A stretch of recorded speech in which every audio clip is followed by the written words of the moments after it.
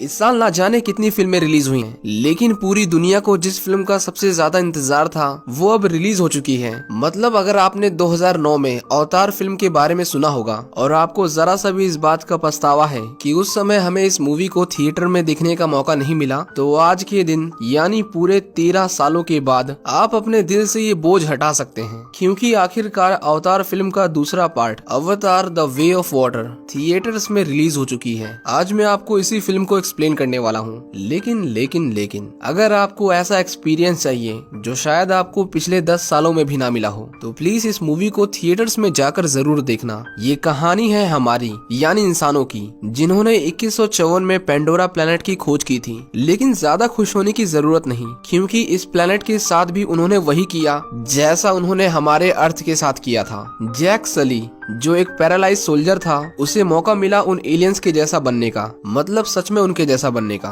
लेकिन उसकी सोच बाकी इंसानों से अलग थी। जैक अपने शरीर को छोड़कर उन एलियंस के साथ रहने लगा और उसे वहाँ के लोगों से इतना लगाव हो गया कि उसने इंसानों के खिलाफ ही बगावत कर दी। इस लड़ाई में कई लोग मारे गए, लेकिन आखिरकार जैक ने सभी इंसानों को पेंडोरा प्लेनेट से हमेशा हमेशा के लिए निकाल दिया। और अब इसके बाद कहानी शुरू होती है अवतार 2 की। अब इंसानों को वापस गए पूरे 1 साल हो गए थे। जैक और उसके कबीले की मुखिया की बेटी नेतीरी का एक बेटा पैदा हुआ, जिसका नाम उन्होंने नेतियम रखा। अब जैक सली के 4 बच्चे थे, जिसमें नेतियम सबसे बड़ा था। उसके छोटे भाई का नाम है लोआक। उनकी एक गोद ली हुई बेटी है जिसका नाम कीरी था। हम उसे गोद लिया हुआ इसलिए बोल रहे हैं क्योंकि असल में वो डॉक्टर ग्रेस की बेटी थी, जो कई सालों पहले जैक के साथ पेंडोरा को बचाते बचाते मारी गई थी। लेकिन उसका मरा हुआ शरीर अभी भी जिंदा था, जिसने बाद में जाकर कीरी को जन्म दिया। उनकी सबसे छोटी बेटी है तुक्तिरे। ये इतनी प्यारी है कि मैं आपको क्या बताऊं।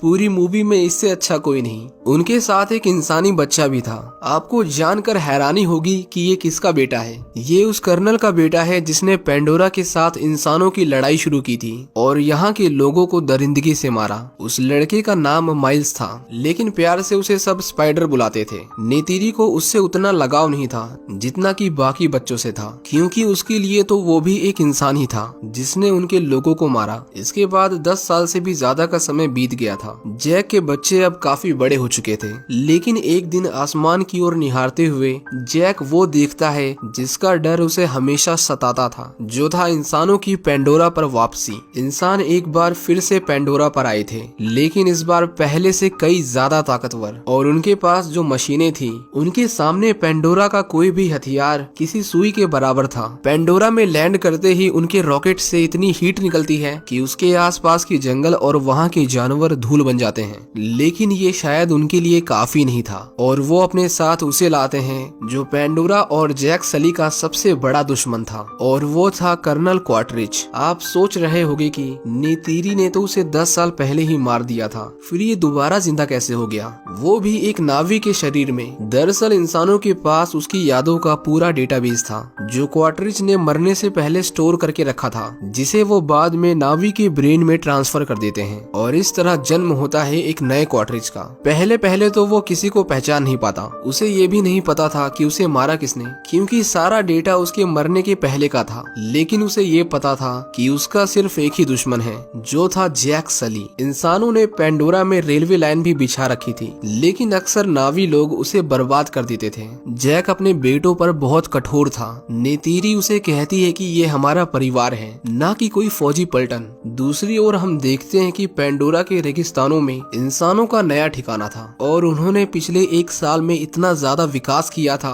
जितना कि पिछले 30 सालों में नहीं हुआ होगा। उनकी नई जनरल अब पेंडोरा पर हमेशा हमेशा के लिए इंसानी कॉलोनी बनाने आई थी, क्योंकि अब अर्थ पर जिंदा रह पाना इम्पॉसिबल था। लेकिन जैक के जिंदा रहते ये कर पाना मुश्किल था, इसीलिए उनका सबसे पहला मिशन था जैक को खत्म करना। कीरी डॉक्टर ग्रेस के अवतार को देखती है, जो टेक्निकली उसकी माँ थी, लेकिन उसे हमेशा जानना था कि उसके फादर कौन है, जिस पर माइल्स उसका मजाक बनाते हुए कहता है कि उसके फादर पक्का डॉक्टर ग्रेस के असिस्टेंट हैं, क्योंकि वो दोनों एक साथ ही काम करते थे। इसके बाद क्वार्टरिज और उसके लोग उनके जंगलों में घुसपैठ करते हैं। वो उस जगह पर आता है जहाँ पर उसकी मौत हुई थी, लेकिन उसी जंगल में जैक का बेटा लोआक अपनी बहनों के साथ उसी जगह को देखने आया था जहाँ पर जैक ने क्वार्टरिज को मारा था। था। लोआक जब मिलिट्री सूट पहने नावियों को देखता है तो तुरंत ही अपने फादर को इसके बारे में जानकारी देता है। जैक उससे कहता है कि वो फौरन उस जगह से निकले। अब वो चारों वहाँ से छुपके भाग रहे थे, लेकिन क्वार्टरिच उन्हें पकड़ लेता है। वो देखता है कि उनके हाथों में 5 उंगलियां थीं। इसका मतलब वो क्रॉस ब्रीड थे। वो समझ जाता है कि ये सभी जैक सली के बच्चे हैं। लेकिन जब वो माइल्स को देखता है तो उसे अपना बेटा याद आता है और हमें ये भी समझ आता है कि माइल्स बाकी इंसानों के साथ अर्थ पर क्यों नहीं गया, क्योंकि वो छोटा था। इसीलिए उसे क्रायो चेम्बर में नहीं सुलाया जा सकता था, जो उसे अर्थ पर पहुंचने तक जिंदा रखता। क्वार्टरिच उस आर्मर को देखता है जिससे उसने अपनी आखिरी लड़ाई लड़ी थी। उसके अंदर उसकी लाश सड़कर कंकाल बन चुकी थी। क्वार्टरिच और उसके लोग सिर्फ जैक सली का इंतजार कर रहे थे, लेकिन जैक उनके ऊपर हमला कर देता है और अपने बच्चों को लेकर वहाँ से भागने लगता है। क्वार्टरिच उन्हें शूट करता है, लेकिन उनका निशाना जंगलों में इतना सटीक नहीं था। वो नेतीरी से कहता है कि मुझे याद है तुम्हारा वो तीर जिसने मेरी जान ली थी, लेकिन अब वो पहले जैसा कमजोर नहीं है। वो उन्हीं में से एक है। वो उनके ऊपर खुलेआम गोलियां चलाता है। उसके तीर कमान उनकी गोलियों का सामना नहीं कर पाती, इसीलिए वो भागने लगते हैं। लेकिन माइल्स भागते भागते रास्ते में गिर जाता है। क्वार्टरिच सोचता है कि चलो कोई तो उसके हाथ लगा। वो उसे अपने साथ लेकर वहाँ से फरार हो जाता है। जैक नेतीरी से कहता है कि हमें इस कबीले को छोड़ना होगा। वो कहती है कि हम उनसे लड़ेंगे, पर जैक उसे समझाता है कि अगर हम उनसे लड़ें तो उनके साथ साथ कबीले वाले भी मारे जाएंगे। दूसरी तरफ वो लोग माइल्स के दिमाग में जैक की लोकेशन ढूंढने की कोशिश कर रहे थे। ये प्रोसेस काफी दर्दनाक था। इससे पहले वो मर जाता, क्वार्टरिच उस मशीन को बंद कर देता है। वो कहता है कि मुझे पता है कि तुम वफादार हो, इसीलिए मैं तुमसे जैक के बारे में नहीं पूछूंगा। लेकिन उसे उन एलियंस के बारे में बहुत कुछ जानना था। उनकी भाषा, उनका रहन सहन, लड़ने का तरीका, सब कुछ। जैक अपने परिवार के लिए कबीले के मुखिया का पद किसी और को सौंप देता है, क्योंकि उसके बाद ही वो कबीले से दूर जा सकता था। वो अपने परिवार को लेकर जमीन से हजारों किलोमीटर दूर एक बिल्कुल ही दूसरे नावियों के पास आते हैं। इनका रंग बाकियों से अलग था।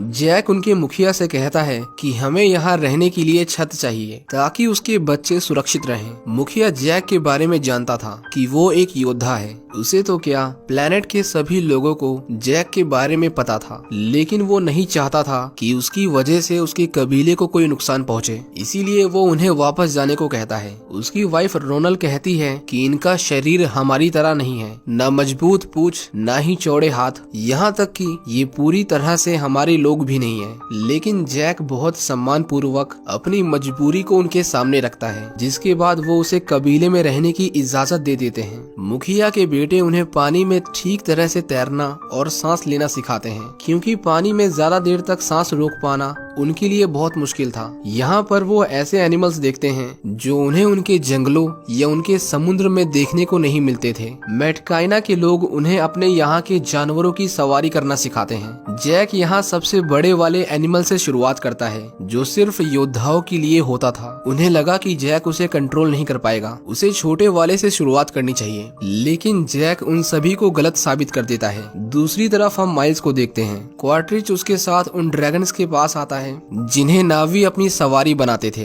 क्वार्टरिच उनमें से एक को अपने काबू में करने की कोशिश करता है, लेकिन वो ड्रैगन उसे अपने साथ लेकर नीचे कूद जाता है। उसके लोगों को लगा कि वो मर गया, इसीलिए वो वापस लौटने लगते हैं। लेकिन तभी क्वार्टरिच उनके सामने आता है और इस बार अपने खुद के ड्रैगन के साथ। मेटकाइना में कीरी पानी में बैठकर रेत को देखे जा रही थी, वो भी काफी देर से। तभी कबीले के मुखिया का बेटा, जिसका नाम ओनंग था, अपने दोस्तों के साथ उसका मजाक बनाता है और उसे सनकी कहकर उसे चिढ़ाता है। उसका नेचर बहुत झगड़ालू था। लेकिन तभी वहाँ पर लोआक आता है और वो उन्हें उसकी बहन से दूर रहने को कहता है, पर वो लोग उसके ऊपर भारी पड़ रहे थे। लेकिन जब उनका भाई नेत्यम आता है और उन्हें ऊंची आवाज में धमकी देता है तो वो लोग पीछे हट जाते हैं। लेकिन लोआक के मन को अभी भी सुकून नहीं था। वो ओनंग को जोर का पंच मारता है और उनके बीच में मारपीट होने लगती है। जब जैक को इसके बारे में पता चलता है तो वो लोआक को मुखिया के बेटे से माफी मांगने को कहता है, लेकिन अंदर ही अंदर वो भी खुश था कि अच्छा हुआ उन्होंने उसकी पिटाई की। इसके बाद नोवाक उनसे माफी मांगने जाता है, लेकिन यहाँ ओनंग के इरादे कुछ ठीक नहीं थे। वो कहता है कि कोई नहीं, चलो हम मिलकर शिकार करने चलते हैं। नोवाक उनके साथ नहीं जाने वाला था, लेकिन वो लोग उसे चलने के लिए उकसाने लगे। वो अपने घर से कई किलोमीटर दूर बीच समुद्र में आते हैं। ओनंग उससे कहता है कि हमारे साथ नीचे चलो, हमारा शिकार नीचे है। वो कहते हैं कि तुम्हें यहीं पर सांस रोके इंतजार करना है, वो बड़ी मछली आने वाली है। नोवाक अपना सारा ध्यान उसी की ओर लगा देता है। वो उसे अकेला छोड़कर वहाँ से भाग जाते हैं। नोवाक देखता है कि वहाँ पर कोई नहीं है और ऊपर आने पर उसे एहसास होता है कि उसके साथ धोखा हुआ है। लेकिन यहाँ ये प्रॉब्लम नहीं थी कि उसे वापस जाने का रास्ता नहीं मालूम था, बल्कि ये थी कि वो जगह एक खूंखार मछली का इलाका था। वो नोवाक के ऊपर हमला कर देती है। उसके पास आसपास छुपने के लिए कोई जगह नहीं थी, इसीलिए वो पानी में गोता लगाता है। उस मछली ने उसे अपना शिकार मान लिया था और वहाँ से जाने का नाम नहीं ले रही थी। नोवाक ज्यादा देर तक अपनी सांस नहीं रोक पाता और उसका दम घुटने लगता है। उसे तड़पता देख वो मछली उसे खाने जाती है, लेकिन तभी एक उससे बड़ी मछली उसे ऐसा करने से रोक लेती है। नोवाक को जब होश आता है तो खुद को जिंदा पाकर उसे हैरानी होती है। वो मछली तुलकुन स्पीशीज की थी, जिसे मेटकाइना के लोग अपना परिवार मानते थे और उसकी पूजा करते थे। इस वाली मछली का नाम पायाकन था, लेकिन इसे उसके कबीले वालों ने निकाल दिया था क्योंकि उसने कुछ ऐसा किया था जो उनकी स्पीशीज में करना किसी गुनाह से कम नहीं। उसने अपना बदला लिया था। आखिर किस चीज का, वो हमें आगे बताया जाएगा। नोवाक उसे शुक्रिया कहता है। वो देखता है कि उसके हाथ में किसी ने नुकीले तीर से हमला किया था। वो उसे तुरंत ही निकाल देता है और इसके बाद वो एक दूसरे के अच्छे दोस्त बन गए थे। नोवाक वापस अपने परिवार के पास आता है। कबीले का मुखिया सबके सामने अपने बेटे को नोवाक से माफी मांगने को कहता है, पर वो कहता है कि इसमें उसकी कोई गलती नहीं, मैंने ही साथ चलने की जिद की थी। ये जानकर कि नोवाक ने उसे जलील होने से बचाया, ओनंग उसका दोस्त बन जाता है। वो उन्हें उस बड़ी मछली के बारे में बताता है। वो जानकर काफी खुश होते हैं कि एक तुलकुन ने उनकी जान बचाई, लेकिन जब उन्हें पता चलता है कि वो तुलकुन पायाकान था तो वो उसे कहते हैं कि तुम्हारी किस्मत अच्छी है कि उसने तुम्हें मारा नहीं, क्योंकि कई साल पहले वो पागल हो गया था और उसने अपने लोगों और बहुत सारे नावियों को मार दिया। लेकिन नोवाक को उनकी बातों पर यकीन नहीं था, और हो भी क्यों, आखिर पायाकान ने उसकी जान बचाई थी। कीरी उन लोगों के साथ उनके पवित्र स्थान पर जाती है। वो जब एक पवित्र पेड़ से खुद को जोड़ती है तो उसे अपनी माँ डॉक्टर ग्रेस दिखाई देती है। वो उससे पूछना चाहती थी कि उसके पिता कौन हैं, लेकिन तभी ऑक्सीजन खत्म होने की वजह से उसे दौरा आने लगता है। लेकिन अच्छी बात ये थी कि उसे सही समय पर उन लोगों ने देख लिया। रोनल उसे अपने पुराने नुस्खों से ठीक कर देती है। जैक के दोस्त उसे कहते हैं कि उसे कीरी का ध्यान रखना होगा क्योंकि वो बहुत ही स्पेशल है। आप सभी सोच रहे होंगे कि क्वार्ट्रिज कहाँ है और आखिर जैक उससे दूर क्यों भाग रहा है, जबकि उसे पता है कि इंसान उसके प्लेनेट को बर्बाद करने आए हैं। सच्चाई तो ये थी कि फिलहाल जैक सिर्फ और सिर्फ अपने परिवार को बचाना चाहता था, न कि पूरे प्लेनेट को। दूसरी तरफ क्वार्ट्रिज नावियों की भाषा और तौर तरीके सीखकर और भी ज्यादा खतरनाक हो गया था। उसे पता चल गया था कि जैक अपने कबीले को छोड़कर बीच समुद्र में छुपा हुआ है। वो अपने लोगों के साथ उनके कबीले पर हमला करता है और मेटकाइना के लोगों से जैक के बारे में पूछताछ करता है, लेकिन उनमें से कोई भी सब कुछ पता होने के बावजूद उसे कुछ नहीं बताते। माइल्स उसे कहता है कि इन्हें मत मारो, इन्हें कुछ नहीं पता। क्वार्ट्रिज उसकी बात मान लेता है, लेकिन उसे ये भी बताना था कि वो यहाँ तक पहुँच गया है, इसीलिए वो उनके घरों में आग लगा देता है। कबीले के मुखिया को इसके बारे में पता चल गया था। दूसरी ओर नोवाक दोबारा से पायाकान के पास आता है और उससे पूछता है कि तुम्हें तुम्हारे लोगों ने कबीले से अलग क्यों किया। उसके बाद नोवाक उसके शरीर के अंदर जाता है और उसके शरीर से जुड़कर उसे पता चलता है कि कई साल पहले इंसानों ने उनके ऊपर हमला किया था और उसके परिवार को मार दिया, लेकिन क्योंकि तुलकुन स्पीशीज ने किसी को ना मारने की कसम खाई थी, इसीलिए उन्होंने इंसानों पर हमला नहीं किया। लेकिन पायाकान को अपनी माँ की मौत का बदला लेना था, इसीलिए उसने इंसानों पर हमला किया, जिसकी वजह से उसे उसके अपने ही लोगों ने समाज से बाहर निकाल दिया। नोवाक उसे कहता है कि इसमें तुम्हारी कोई गलती नहीं, तुम्हारी जगह कोई भी होता तो शायद यही करता। जब वो सभी वापस आते हैं तो मुखिया उनके ऊपर बहुत गुस्सा था, क्योंकि पायाकान से बात करना किसी गुनाह से कम नहीं था। दूसरी ओर हम क्वार्ट्रिज को देखते हैं, जिसे इस बात का एहसास हो गया था कि यहाँ के लोग जैक सली के बारे में कुछ नहीं बताएंगे, और उसे ये भी पता चल गया था कि यहाँ के लोग तुलकुन की पूजा करते करते हैं और अगर उन्हें मारा तो वो उसके पीछे जरूर आएंगे, इसीलिए वो उनका शिकार करने जाता है। तुलकुन मछलियों के झुंड में वो एक के ऊपर ट्रैकर लगा देते हैं और उसे झुंड से अलग करके उसके पैरों और पंखों पर हुक्स फंसा देते हैं। उसमें गैस के बलून्स थे, जिसकी वजह से वो तुलकुन ना तो पानी में तैर पाती है और ना ही नीचे जा पाती है। आखिर में वो उसके दिल पर हमला करके उसे मार देते हैं। क्वार्टरिच हैरान था कि आखिरकार इतनी बड़ी मछली ने उनके ऊपर पलटवार क्यों नहीं किया। एक तुलकुन की बॉडी में जितने न्यूरॉन्स थे उतना शायद इस पूरे प्लेनेट में किसी भी एनिमल के पास नहीं था। जो उसे बनाते थे इस पूरे प्लेनेट का सबसे समझदार जानवर। मरीन बायोलॉजिस्ट उसके अंदर से एक खास तरह का लिक्विड निकालते हैं। ये लिक्विड उनके न्यूरॉन से बना था और इसे पीने से इंसानों की उम्र बढ़ने की रफ्तार धीमी हो जाती थी। अर्थ पर वो बहुत ही कीमती था। हर एक बोतल का दाम था $80 मिलियन।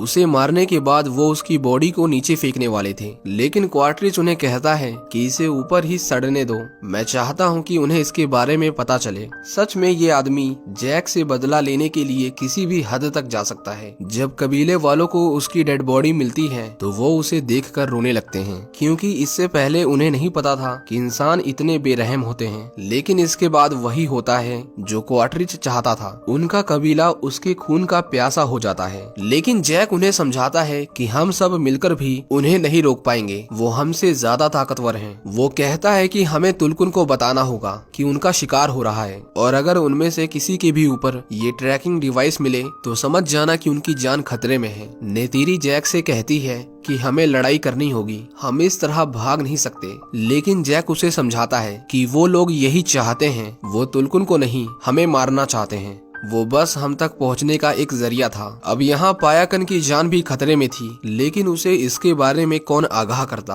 क्योंकि उससे कोई बात नहीं करता था। नोआक उसे बताने जाता है कि इंसानों ने फिर से उसके ऊपर हमला किया है, लेकिन अफसोस वो देखता है कि उनका अगला शिकार पायाकन ही था, क्योंकि उसके ऊपर भी वही ट्रैकर लगा हुआ था। वो उसे निकालने की कोशिश करते हैं लेकिन निकाल नहीं पाते और इंसानों का शिप उनसे बस 1 किलोमीटर दूर था। नोआक अपने डैड की मदद मांगता है और जैक अपने पूरे कबीले के साथ अपने बच्चों को बचाने के लिए निकल जाता है। क्वार्टरिच देखता है कि जैक के बच्चे उस तुलकुन को बचाने की कोशिश कर रहे थे। वो सबमरीन को उन्हें जिंदा पकड़ने के ऑर्डर्स देता है, जिसके बाद वो काफी दूर तक उनका पीछा करते हैं। लेकिन उनकी मशीनें नावियों से बहुत तेज थीं और आखिर में उनमें से वो 3 लोगों को पकड़ लेते हैं। माइल्स उन्हें बचाने आता है, लेकिन सोल्जर्स उसे घेर लेते हैं। कुछ देर बाद वहाँ जैक आता है। क्वार्टरिच उसे कहता है कि मैं तुम्हारे बच्चों को छोड़ दूंगा और बाकियों को कहो कि वो वापस लौट जाएं। जैक को पता था कि उसके जैसा आदमी उसके बच्चों को मारने से पहले एक बार भी नहीं सोचेगा, इसीलिए वो सभी को वापस जाने को कहता है और खुद अकेला उनकी ओर जाने लगता है। नीचे समुद्र में पायाकान देख रहा था कि उसका दोस्त खतरे में है, इसीलिए वो समुद्र की गहराई में जाकर उनके ऊपर एक लंबी छलांग लगाता है और उनके कई सोल्जर्स मारे जाते हैं। कबीले के लोगों को यकीन नहीं हुआ कि पायाकन ने उनके ऊपर हमला किया। जैक तुरंत ही उनके ऊपर हमला करता है और कबीले के लोग भी पीछे नहीं हटते। नेतीरी उनके एयरक्राफ्ट्स को डिस्ट्रॉय कर देती है और नावी इंसानों को एक एक करके मारने लगते हैं। उनकी एक बोट बेकाबू होकर उनके शिप में लगे ग्लाइडर से टकराती है, जिसकी वजह से उसमें आग लग जाती है। मौके का फायदा उठाकर माइल्स उनके शिप को स्टार्ट कर देता है, जिसकी वजह से वो आग और फैल जाती है। उनका शिप एक चट्टान से टकराकर टूट जाता है और अब उनके लिए उनके इलाके से भाग पाना इम्पॉसिबल था। उनकी शिप पानी में डूबने लगती है। जैक क्वार्टरिच के ड्रैगन को घायल कर देता है, जिसकी वजह से वो उड़ नहीं पाता। इसी बीच नेटियम लोआक और अपनी बहनों को उस शिप से निकाल लेता है, पर लोआक कहता है कि हमें माइल्स को भी बचाना होगा। तख्तायरी देखती है कि उसका भाई उसके साथ नहीं आया, इसलिए वो भी उनके पीछे जाती है, लेकिन क्वार्टरिच उसे पकड़ लेता है। लोआक और नेटियम माइल्स को लेकर वहां से निकल रहे थे, लेकिन उनके ऊपर गोलियां चलने लगती हैं और वो जब किसी तरह बचकर पानी में आते हैं तो उन्हें पता चलता है कि नेटियम को गोली लगी है। वो उसे वहां से दूर एक चट्टान पर लेकर आते हैं, लेकिन अफसोस तब तक वो अपनी आखिरी सांसें गिन रहा था और आखिर में उसकी मौत हो जाती है। आखिर में वही हुआ जिसका जैक को सबसे ज्यादा डर था, उसका बेटा इस लड़ाई में मारा गया। क्वार्टरिच उसे कहता है कि उनकी बेटी उसके पास है और अगर वो उसे जिंदा देखना चाहता है तो बिना हथियारों के उसके सामने आए। जैक को पता था कि अगर उसने उसे सरेंडर भी किया तब भी वो उसकी बेटी को नहीं छोड़ेगा, इसीलिए वो उनके ऊपर हमला करता है और शिप के सभी लोगों को मार देता है। वो अपनी बेटी को तो छुड़ा लेता है, लेकिन कीरी वहाँ पर नहीं थी कि तभी क्वार्टरिच उसकी गर्दन पर एक नुकीला चाकू रखकर उसे अपने हथियार फेंकने को कहता है। जैक के पास अब कोई चारा नहीं था। लेकिन नेत्री उसके बेटे माइल्स को पकड़ लेती है और उसे उसके सामने मारने की धमकी देती है। क्वार्ट्रिज कहता है कि ये मेरा बेटा नहीं और वैसे भी मुझे कुछ फर्क नहीं पड़ता, लेकिन ऐसा नहीं था। जब नेत्री उसकी छाती पर चीरा मारती है और वहाँ से खून निकलता है तो क्वार्ट्रिज घबरा जाता है क्योंकि उसे सच में उसकी परवाह थी। वो तुरंत ही कीरी को छोड़ देता है। जैक अपने परिवार को लेकर वापस जाने लगता है। क्वार्ट्रिज उसे कहता है कि अगर आज तुमने मुझे नहीं मारा तो मैं अगली बार तुम्हारे पूरे परिवार को खत्म कर दूंगा। जैक ये सुनकर गुस्से से पागल हो जाता है और वो दोनों आपस में लड़ने लगते हैं। नेत्री और उसके बच्चे वहाँ से जा रहे थे, लेकिन शिप डूबने से इतना तेज पानी का बहाव आता है कि वो सभी शिप के अंदर खींच लिए जाते हैं। नेत्री और उसकी बेटी ऐसी जगह फंस गए थे जहाँ से निकलने का कोई दरवाजा नहीं था। क्वार्ट्रिज ने जैक का गला दबा रखा था, लेकिन जब शिप नीचे टकराती है तो उसके झटके से जैक खुद को छुड़ा लेता है और इस बार वो क्वार्ट्रिज की गर्दन पकड़ लेता है और तब तक पकड़े रहता है जब तक उसकी दम घुटने से मौत नहीं होती। लेकिन वो भी बहुत घायल हो गया था और उसका भी पानी के अंदर दम घुटने की वजह से वो ऊपर नहीं आ पाता। अंधेरे में उन्हें ढूंढ पाना मुश्किल था, इसीलिए कीरी माँ ईवा से मदद मांगती है, जिसके बाद वहाँ बहुत सारे समुद्री जुगनू आने लगते हैं। नोआक अपने डैड को ढूंढ लेता है, लेकिन वो बुरी तरह घायल थे और सांस लेने के लिए बहुत कम ऑक्सीजन बची हुई थी, पर उसका बेटा उसे हौसला देता है, जिसके बाद वो अपनी आखिरी सांस भरकर ऊपर की ओर आने लगते हैं। लेकिन जैक के लिए ऊपर आना इम्पॉसिबल था, पर खुशकिस्मती से वहाँ पायाकान आता है और वो उन दोनों को ऊपर ले जाता है। दूसरी तरफ माइल्स, जो उन्हें ढूंढ रहा था, वो देखता है कि क्वार्ट्रिज अभी भी जिंदा है, लेकिन जाहिर सी बात थी कि वो जल्द ही मरने वाला था। वो पहले तो उसे वहीं पर छोड़ने की सोचता है, लेकिन उसे याद आता है कि उसने उसकी जान बचाने के लिए अपने कदम पीछे किए थे, इसीलिए वो उसे अपने साथ ऊपर ले आता है। क्वार्ट्रिज को जब होश आता है तो वो उसे अपने साथ वापस चलने को कहता है, लेकिन माइल्स उस पर गुस्सा करके वहाँ से चला जाता है क्योंकि वो जैक के परिवार को ही अपना परिवार मानता था और इस तरह इंसानों और नावियों की लड़ाई में जीत नावियों की होती है। जैक अपने बेटे को वहीं समुद्र के नीचे मेटकाइना के रीति रिवाजों के अनुसार दफना देता है। जैक उनके कबीले के मुखिया को कहता है कि कल मैं और मेरा परिवार यहाँ से कहीं दूर चले जाएंगे ताकि दोबारा यहाँ किसी की जान न जाए, पर मुखिया उसे कहता है कि अब से तुम हमारे कबीले का हिस्सा हो और अब से हमारे साथ ही रहोगे। आखिर में हम देखते हैं कि जैक और नेत्री वहाँ के एक पवित्र पेड़ से जुड़कर अपने मरे हुए बेटे से मिलने जाते हैं। जैक उसे मछली पकड़ते हुए देखता है और उसकी आंखों में आंसू थे। यहाँ उसे एहसास होता है कि वो कितना गलत था। वो इंसानों के साथ इस लड़ाई में कभी भाग नहीं सकता, भागना उसके लिए कोई सोल्यूशन नहीं और अब से वो उनसे लड़ेगा। इसी के साथ ये मूवी यहीं खत्म हो जाती है। उम्मीद करता हूँ कि आपको ये कहानी पसंद आई होगी। ऐसी ही एक और मूवी है जिसमें एलियंस अर्थ पर आते हैं, लेकिन इस कहानी में इंसान उन्हें अपने साथ रखने के लिए तैयार नहीं थे। ये बहुत ही अनोखी कहानी है। राइट वाली वीडियो पर क्लिक करके आप उसे देख सकते हैं। Thank you for watching.